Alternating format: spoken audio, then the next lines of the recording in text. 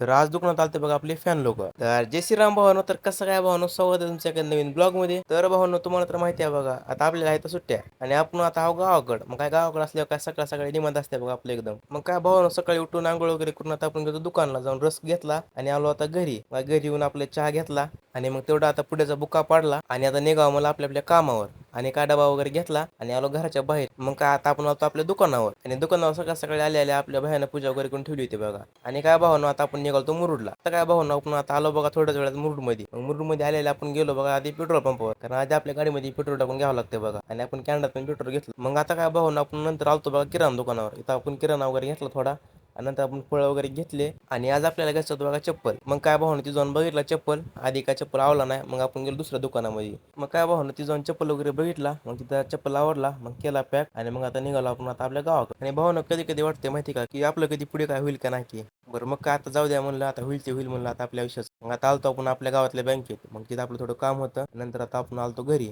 घरी येऊन काय असं मस्तपैकी जेवण वगैरे केलं बघा. आणि आता भाऊन आपण जेवण केलं आणि आता आलतो आपण वापस दुकानावर आपल्या. मग आता आपण आलो आपल्या हॉटेलवर. हॉटेलमध्ये येऊन आपण आता करणार होतो आज लिंबू सरबत. आणि तुम्ही पण असलं उन्हाचं काय तर करून प्या.